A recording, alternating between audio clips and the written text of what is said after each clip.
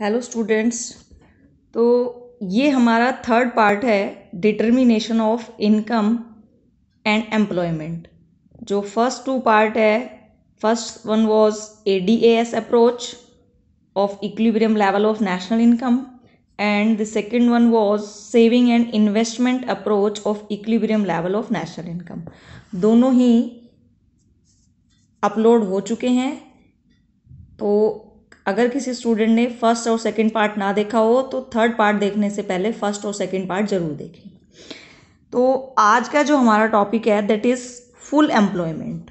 Full employment का मतलब क्या होता है? देखो, it is a situation in which all those who are able to work and willing to work at prevailing wage rate get work और getting work.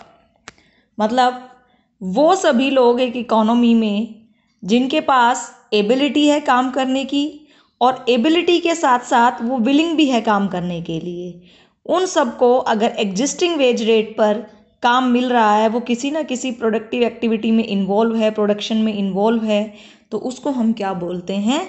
Full employment. ठीक है। तो फुल एम्प्लॉयमेंट में देखो दो चीज़ें इंपॉर्टेंट है, एबिलिटी और एबल, यानी कि जो पर्सन है वो एबल होना चाहिए काम करने के लिए और एबल होने के साथ साथ उसके अंदर विलिंग पावर भी होनी चाहिए कि हाँ मुझे ये काम करना है। ठीक है। और प्रिवेलिंग वेज रेट का मतलब क्या होता है? प्रिवेलिंग वेज रेट का मतलब होता है एट प्रेजेंट वो वेज रेट जो मार्केट में प्रिवेल हो रहा है, जो मार्केट में प्रचलित है, जो मार्केट में चल रहा है। ठीक है। तो ये हमारी डेफिनेशन होती है किसकी? फुल एम्प्लॉयमेंट की। उसके बाद आता है अनएम्प्लॉयमेंट। अनएम्प्लॉयमेंट का सिंपल सा मतलब है कि काम नहीं मिल रहा। ठीक है। लेकिन अनएम्प्लॉयमेंट जो है वो दो तरह की होती है। अनएम्प्लॉयड पर्सन का मतलब होता है कि वो कहीं काम नहीं कर रहे। अब अनएम्प्लॉयमेंट जो है वो दो तरह की होती है, वॉलेंट्री अनएम्प्लॉयमेंट और इनवॉलेंट्री अनएम्प्लॉयमेंट। तो देखो, वॉलेंट्री अनएम्प्लॉयमेंट, वॉलेंट्री का मतलब होता है अपनी मर्जी से, ऐच्छिक, मतलब कोई पर्सन अपनी मर्जी से काम नहीं कर रहा। क्यों नहीं कर रहा? जैसे एग्जाम्पल लो, जैसे सपोज करो प्रिवेलिंग वेज रेट जो है मार्केट में, हम ये मान के चलते हैं कि एट प्रेजेंट पर डे किसी पर्सन को 500 रुपीज़ मिलते हैं काम करने के। ठीक है। अब प्रॉब्लम क्या आ रही है? प्रॉब्लम ये आ रही है कि काम मिल रहा है, ठीक है, और काम जो मिल रहा है वो कितने पे मिल रहा है? 500 पर डे के हिसाब से मिल रहा है। मतलब जो भी लोग बोल रहे हैं पर्सन को कि भाई आप काम कर लो, लेकिन सारे के सारे लोग उसको कितना रुपए ऑफर कर रहे हैं? 500 रुपीज़ पर डे के हिसाब से। ठीक है। लेकिन प्रॉब्लम क्या है? प्रॉब्लम ये है कि वो जो पर्सन है वो 500 रुपीज़ पर डे के हिसाब से काम करने पे तैयार नहीं है।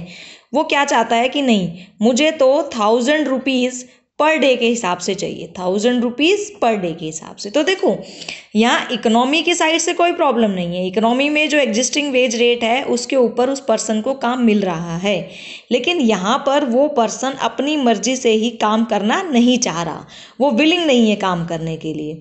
तो इस तरह की जो अनएम्प्लॉयमेंट होती है वो कौन सी अनएम्प्लॉयमेंट होती है? Voluntary unemployment. तो देखिए, voluntary unemployment, it is a situation in which people are not willing to do work। मतलब लोग जो है वो काम करने के लिए ही तैयार नहीं है। क्यों तैयार नहीं है? Because they are not happy with the existing wage rate, they are not willing to do work at prevailing wage rate although suitable work is available for them. मतलब जो काम उनके लिए सूटेबल है, जो काम वो कर सकते हैं, वो काम उनके लिए अवेलेबल है, लेकिन वो काम करने के लिए ही तैयार नहीं है, because they are not happy with the existing wage rate. तो इस तरह की जो अनएम्प्लॉयमेंट होती है उसको हम क्या बोलते हैं? Voluntary unemployment. क्या बोलते हैं? Voluntary unemployment. And the second one is involuntary unemployment. Involuntary का मतलब होता है अनैच्छिक, इनवॉलेंट्री मतलब बिना अपनी मर्जी के। ठीक है। तो यहां पे क्या है? It is a situation in which all those who are able to work and willing to work at prevailing wage rate don't get work. मतलब यहाँ पर ये नहीं है, देखो एग्जाम्पल हम वही लेते हैं कि सपोज 500 रुपीज़ पर डे के हिसाब से ही आज भी ऑफर हो रहा है किसी पर्सन को, लेकिन क्या है वो पर्सन को इस वेज रेट से कोई प्रॉब्लम नहीं है, वो 500 पर डे पे काम करने के लिए तैयार है। बट प्रॉब्लम क्या है, प्रॉब्लम ये है कि उसको कहीं काम ही नहीं मिल रहा, कोई भी एम्प्लॉयर उसे 500 पर डे के हिसाब से काम ऑफर नहीं कर रहा। उसको वेज रेट से कोई प्रॉब्लम नहीं है, वो 500 पे भी करने को तैयार है और जो एम्प्लॉयर दे वो उस पर करने को तैयार है। बट प्रॉब्लम क्या है, प्रॉब्लम ये है कि इकोनॉमी में उसके लिए कोई काम ही नहीं है। तो इस तरह की जो अनएम्प्लॉयमेंट होती है उसको हम क्या बोलते हैं, इनवॉलेंट्री अनएम्प्लॉयमेंट। ठीक है, तो जब भी इकोनॉमी में ये एस्टिमेशन किया जाता है कि अनएम्प्लॉयमेंट का लेवल क्या है, तो उसमें हमेशा इनवॉलेंट्री अनएम्प्लॉयमेंट को काउंट किया जाता है, वॉलेंट्री अनएम्प्लॉयमेंट को उसके अंदर काउंट नहीं किया जाता। ठीक है, उसके बाद देखिए जनरली क्या समझा जाता है कि फुल एम्प्लॉयमेंट का मतलब है कि सभी के सभी लोग किसी ना किसी काम में लगे हुए हैं, बट ऐसा बिल्कुल भी नहीं है। Full employment doesn't mean zero level of unemployment. पूर्ण बेरोजगार का मतलब ये बिल्कुल भी नहीं है कि इकोनॉमी में जो शून्य लेवल है बेरोजगारी का वो एग्जिस्ट कर रहा है। एक नेचुरल रेट ऑफ अनएम्प्लॉयमेंट जो है, जो बेरोजगारी की जो प्राकृतिक दर है, वो इकोनॉमी में हमेशा एग्जिस्ट करती है। ठीक है, और नेचुरल रेट ऑफ अनएम्प्लॉयमेंट हमारी दो तरह की होती है मेनली, एक होती है हमारी फ्रिक्शनल अनएम्प्लॉयमेंट और एक होती है structural unemployment. So what is frictional unemployment? देखो फ्रिक्शनल अनएम्प्लॉयमेंट का मतलब क्या है, चलिए हम एग्जाम्पल लेते हैं। देखो कोई एक पर्सन है जिसने MBA किया हुआ है, ठीक है, उसकी क्वालिफिकेशन क्या है, MBA। एट प्रेजेंट वो किसी ऑर्गेनाइजेशन में काम कर रहा है, लेकिन उस पर्सन को क्या लग रहा है, उसको ये लग रहा है कि भाई नहीं, मैं बहुत नॉलेजेबल पर्सन हूँ, जहाँ मैं काम कर रहा हूँ वहाँ मेरी नॉलेज का पूरा यूज़ नहीं हो रहा, जिस हिसाब से जितनी मेरे अंदर नॉलेज है उस हिसाब से मुझे सैलरी नहीं मिल रही। तो वो पर्सन ये सोच के क्या करता है, अपनी जो एग्जिस्टिंग जॉब है उसको क्या कर देता है, वहाँ से रिज़ाइन दे देता है। ठीक है, वहाँ अपना त्यागपत्र दे देता है। तो क्या होता है, अब देखो, अब उस पर्सन ने जो एग्जिस्टिंग जॉब है उसको क्या कर दिया, छोड़ दिया।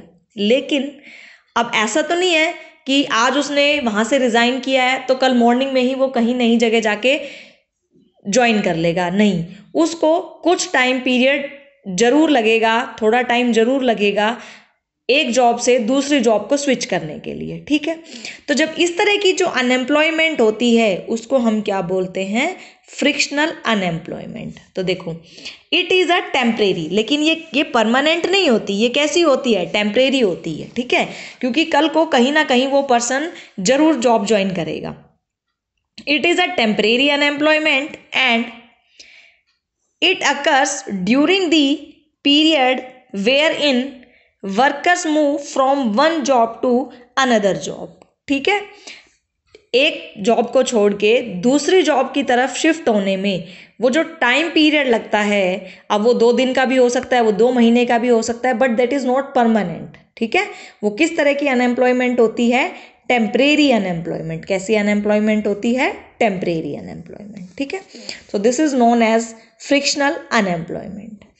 And the second natural rate of unemployment, structural unemployment, संरचनात्मक बेरोजगारी। तो देखो इसमें देखो ये कैसी अनएम्प्लॉयमेंट होती है, जो सपोज करो किसी पर्सन का एक ऑफिस है, ठीक है, वहाँ पे अभी क्या हो रहा है, वहाँ पर अभी पूरी तरह से पेन पेपर बेस्ड काम हो रहा है। ठीक है, वहाँ पे कोई नई टेक्नोलॉजी का यूज़ नहीं किया जा रहा, लोग आते हैं वहाँ अपना फाइलें वाइलें जो भी बनाई जाती है वो सब पेन और पेपर का यूज़ करके बनाई जाती है। ठीक है, फिर क्या हुआ, जो वहाँ के जो ओनर है, जो एम्प्लॉयर है, उन्होंने क्या किया कि वहाँ से पेन पेपर को पूरी तरह से आउट कर दिया और वहाँ पे उन्होंने कंप्यूटराइज सिस्टम पूरी तरह से शुरू कर दिया। वो वहाँ पे कंप्यूटर ले आए और अब सभी वर्कर्स को उन कंप्यूटर पे क्या करना है, काम करना है। लेकिन देखो जो लोग एट प्रेजेंट पेन और पेपर से काम कर रहे थे उन्हें पूरी तरह से, उन्हें बिल्कुल भी नहीं पता है कि किस तरह से उन्हें इस काम को कंप्यूटर पे करना है। यानी कि यहाँ पे एक मिसमैच हो रहा है। ठीक है, क्या किसके बीच मिसमैच हो रहा है, जो एम्प्लॉयर को स्किल चाहिए उसके बीच और जो लेबर के पास स्किल है उनके बीच। ठीक है, यहाँ पे देखो जो ओनर है उसको ये चाहिए कि जो मेरे यहाँ सारे पर्सन काम कर रहे हैं उनको they should be acquainted with the knowledge of the computer, उनके पास कंप्यूटर की नॉलेज होनी चाहिए। लेकिन हो क्या रहा है, हो ये रहा है कि उनके पास कंप्यूटर की कोई नॉलेज नहीं है। हाँ, अगर पेन पेपर से इसी काम को करना हो तो वो इसे बहुत अच्छे से कर सकते हैं, उनके पास ये स्किल है कि वो पेन और पेपर से अच्छे से कर सकते हैं काम को। बट ओनर क्या चाह रहा है, ओनर ये चाह रहा है कि मेरे को तो कंप्यूटर से ही काम करवाना है। तो यहाँ पे ओनर की रिक्वायरमेंट दूसरी है, यहाँ पे इसको कोई दूसरी स्किल चाहिए, लेकिन जो उसके यहाँ काम कर रहे हैं उनके पास स्किल क्या है, दूसरी है। ठीक है, तो जब तक ये अपने आप को नई टेक्नोलॉजी के अकॉर्डिंग ढाल नहीं लेते, ठीक है, तब तक ये पर्सन क्या रहेंगे, अनएम्प्लॉयड रहेंगे। ठीक है, so this is also a temporary unemployment. तो कैसे डिफाइन करेंगे, structural unemployment occurs when there is a mismatch. Mismatch मतलब जब दो चीज़ों के बीच कोई भी समानता ना हो, बिटवीन अनएम्प्लॉयड वर्कर स्किल, ठीक है, जो वर्कर्स अनएम्प्लॉयड है उनकी skill and required skills by the employer, और जो एम्प्लॉयर को स्किल चाहिए। ठीक है, जब इसके बीच मिसमैच हो तो इस तरह की जो अनएम्प्लॉयमेंट होती है उसको हम क्या बोलते हैं, स्ट्रक्चरल अनएम्प्लॉयमेंट।